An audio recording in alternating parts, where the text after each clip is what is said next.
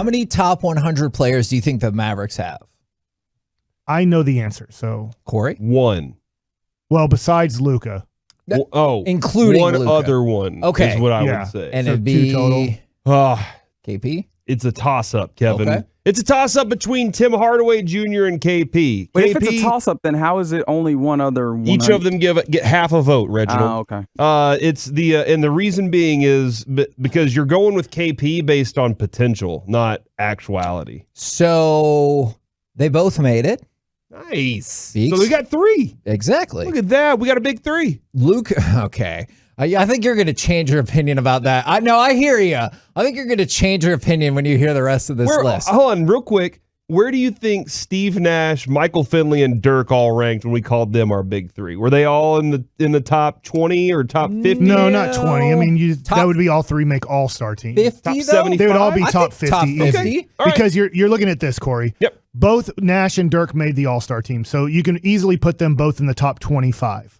And then Finley was always a borderline guy, so you're probably putting him somewhere between 26 and 40. Okay. So in their prime, 2003-ish, when they were together and made it to the Western Conference Finals, you probably had 3 guys in the top 40, and then Nick Van Exel was in the top 100, because Nick Van Exel in 2003 was better than Tim Hardaway Jr. in 2020. So wherever Hardaway Jr. was, just kind of up it by like 20 or 30 spots for Nick Van Exel. So you had 4 guys in the top probably 75. Okay, with that in mind, just real quick, how many teams in the West do you think have 3 top 40 players?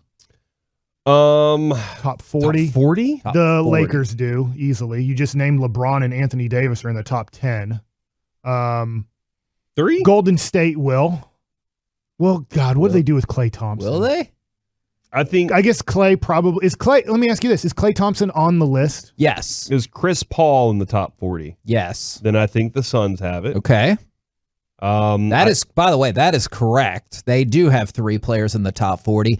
And then the other one is Denver? the Lakers, who also have 3 in the top 40. Denver does not. Believe it or not, they have 1 player in the top 40. We'll circle back to that. I was a little surprised at this. All right. So the Mavericks have 3 players in the top 100. Luka, who will be in the top 10, KP, who's 58, and Tim Hardaway Jr., who's 96. There are only 2 other teams in this 8 that have 3 on the list. By the way, I was pretty damn good with the Porzingis deal when I ranked the top possibly 100 players. Yeah. Right? Didn't I say I have like 48 to 52 that there's no way I can put him ahead of, but once you get to right around that 50 number, he starts becoming part of the conversation. And there he is at 58. So the Mavericks have 3 in the top 100. We did it. The other 2 teams that have 3 in the top 100 are the LA teams. You've got the Clippers. Kawhi will be in the top 10. Paul George is 12. And Zubac is 99. And then you have the Lakers. LeBron will be in the top 10. Anthony Davis will be in the top 10. And Russell Westbrook is 34. And so you look at those, and the only other 2 teams that only have 3 are both super top heavy, with the Lakers having 2 top 10s and the Clippers having 2 top 12. Reggie, are we dismissing too quickly Russell Westbrook in how he's going to affect or impact the Lakers? Because a lot of people think it's going to be negative. Yeah. Am I wrong, like, just to think that it's going to be a negative thing because he just hasn't been elite? I don't know. I think a lot of this stuff ends up being framing. Okay. Because where the people that view it as a negative are starting from the idea that Russell Westbrook is supposed to be like an elite player. So then it's a negative from that perspective. But he's still a good basketball player. He's a 34. Okay, so 34. That's a lot. And you said Luka is, where is he on this Top list? 10. Top 10.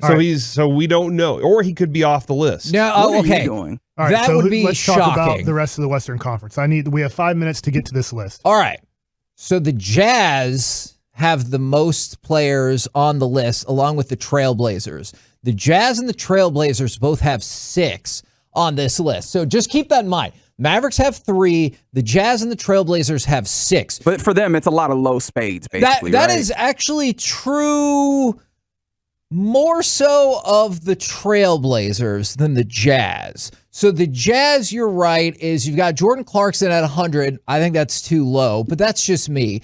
Jordan Clarkson is eating a lot off of just raw scoring. As far as other stuff, that it's not as inclusive with him. I hear you there. I'm just saying like low as in I would probably have him in the 80s as opposed to, and then you've got Bogdanovich at 74, Ingles at 68, and then Mike Conley at 43, Donovan Mitchell at 24, and Rudy Gobert at 21. And then you take a look at the Trailblazers. They've got Larry Nance Jr. at 98, Norman Powell at 92, Covington at 80, Nurkic at 65, McCollum at 38, and Lillard at number 11. So if you just want to take those two comparisons, the Jazz have 3 players, and then the Trailblazers have 2 players higher than any other player that the Mavericks have. So the Jazz are in particularly interesting because the Mavericks have 3 in the top 100, the Jazz have 6. And the Jazz have 3 players in Gobert, Mitchell, and Conley that are ranked higher than any non-Luka player that the Mavericks have. Mm-hmm. You would bounce over to the Suns. Corey, you mentioned the Suns as having those 3 in the top 40. Jay Crowder, 90, former Maverick. Mikal Bridges, already up to 53. DeAndre Ayton, 37. Chris Paul, 18. Devin Booker, 16. You look at how the Suns got this far.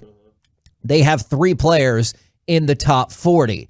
Then the Nuggets. I think the Nuggets might have got jobbed a little bit by at least one of these. They've got Aaron Gordon at 63, Michael Porter Jr. at 52, Jamal Murray at 49, and then Jokic will be in the top 10. I think that is low for Murray, but obviously there's a lot of damn good players in the NBA. He's not going to play till after the All-Star break at best. And you think that's factored in? I wonder. Because before he got hurt, that's way too low. Klay Thompson's a top 25 player in the league if he's 100% healthy, but you probably can't do that for Klay Thompson. That's a fair point because he's 57. And so for the Warriors, it goes 88 for Andrew Wiggins, Klay Thompson 57, Draymond Green 35, and Steph Curry 10. So here's my takeaway from this when we talk about it.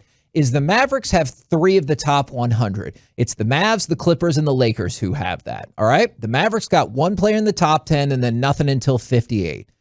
The Lakers have 3 players in the top 34 and 2 in the top 10. The Clippers have 2 players in the top 12.